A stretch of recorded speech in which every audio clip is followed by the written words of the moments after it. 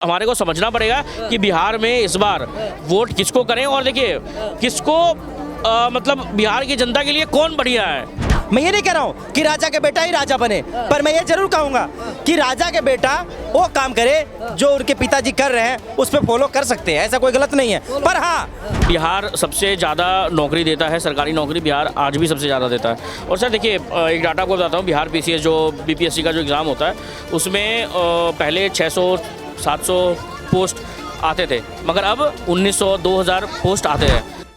बिहार में अब राजनीतिक माहौल गर्म होने लगा। क्या लगता है जो नीतीश कुमार परिवारवाद का विरोध करते थे उनका लड़का ही राजनीति में एंट्री करने वाला है? मैं कह रहा हूँ अच्छी बात है। क्यों अच्छी बात? अब मैं कह रहा हूँ उनकी अच्छी बात है। वो अगर आए हैं, अगर वो कुछ अच्छे, मैं तो इतने साल हो गया, मेरा आज 30 साल 29 साल एज हो रहा है, ठीक है। मैंने इतने साल में आज तक नीतीश कुमार के बेटा का नहीं कभी देखा कि वो राजनीति में हाथ डाले, ठीक है। पर अगर वो आ रहे हैं, अब उनका इच्छा कर रहा है तो मैं स्वागत करता हूँ उनको। पूछे क्यों?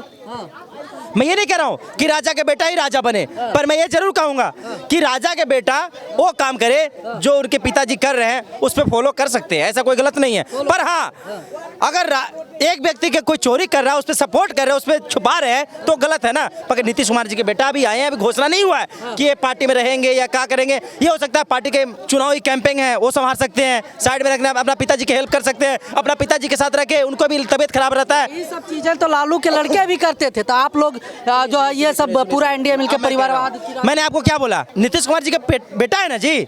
मैं ये तो नहीं बोल रहा हूँ कि वो नेता के बने, अपना पिताजी के साथ में रह के ऐसे कंधे से कंधे जोड़ के अपना पिताजी के संभाल भी सकते हैं। पिताजी की तबीयत खराब रहता है, दवा है, पानी है, एनी टाइम अपना ख्याल भी रख सकते हैं अपना पिताजी का। और नीतीश कुमार जी पढ़े लिखे व्यक्ति है, उनके बेटा भी टैलेंटेड है। आपको लगते हैं देखने में कि नहीं वो भगवान हनुमान जी का भक्त है, तो उनको पता है कि मुझे कब और कब कैसे क्या सपोर्ट करना नहीं करना है। और नीतीश कुमार जी के बेटा पे टिप्पणी करना गलत है। गलत है नीतीश कुमार जी के बेटा पर टिप्पणी करना।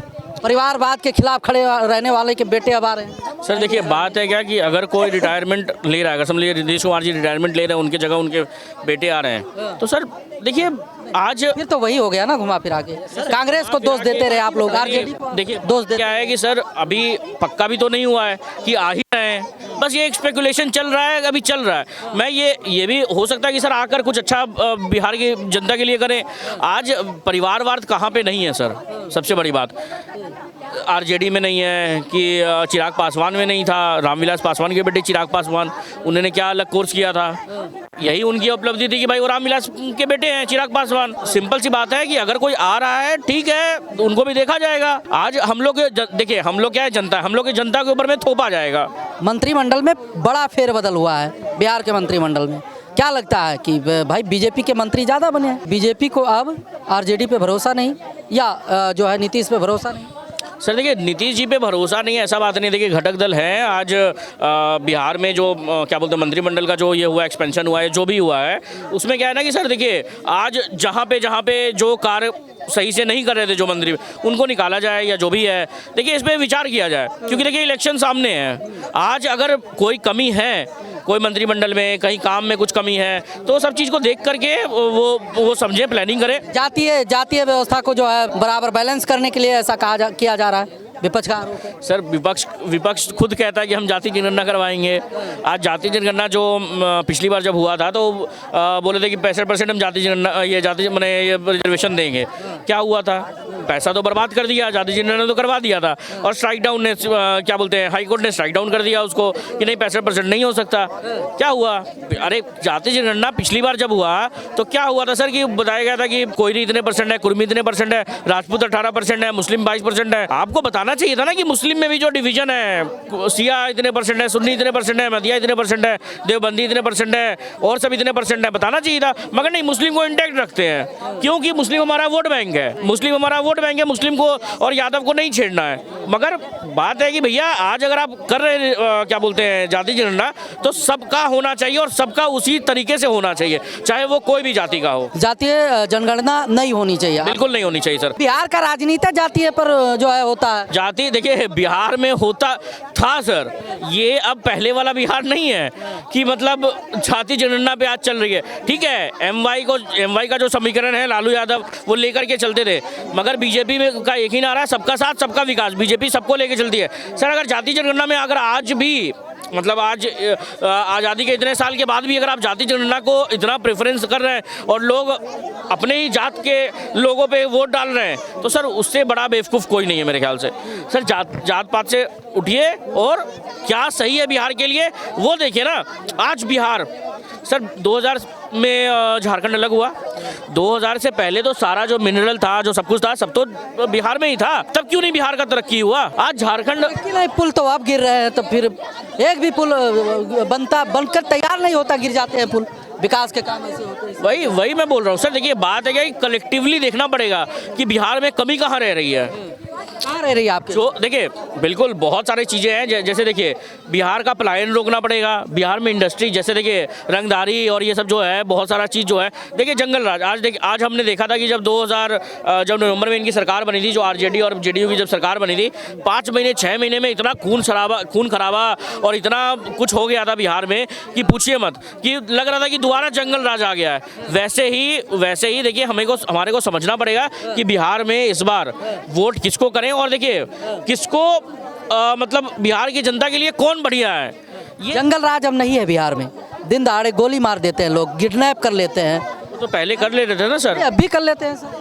देखिए मामले इक्का दुक्का केस के लिए तो मैं नहीं बोलूँगा। पहले क्या होता था कि सर 4 बजे के बाद कोई घर से नहीं निकल पाते थे। आज आप रात को 2 बजे 3 बजे आप अपना बाइक उठाइए, गाड़ी उठाइए, आप निकल के जा पा रहे हैं। अब दिक्कत नहीं है सर पहली वाली बात। पहले बहुत ज़्यादा दिक्कत था।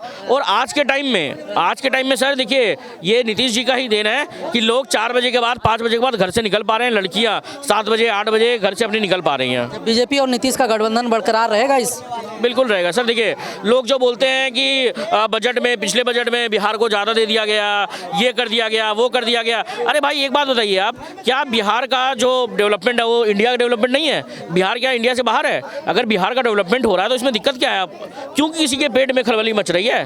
बिहार का डेवलपमेंट हो रहा है।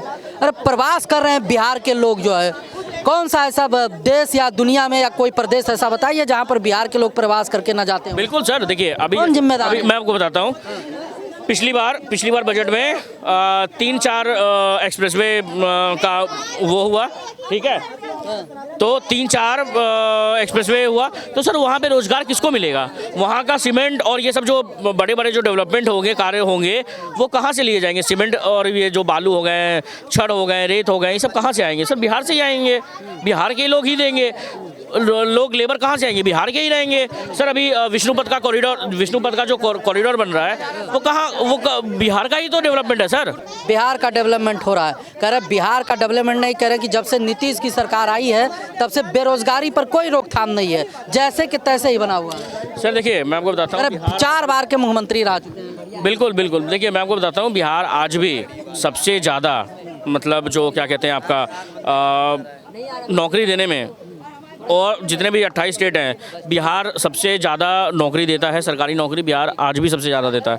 और सर देखिए एक डाटा आपको बताता हूँ, बिहार PCS जो BPSC का जो एग्ज़ाम होता है उसमें पहले 600-700 पोस्ट आते थे, मगर अब 1900-2000 पोस्ट आते हैं। तो सर इस बार फ़र्क है सर, पहले के अब में फ़र्क है।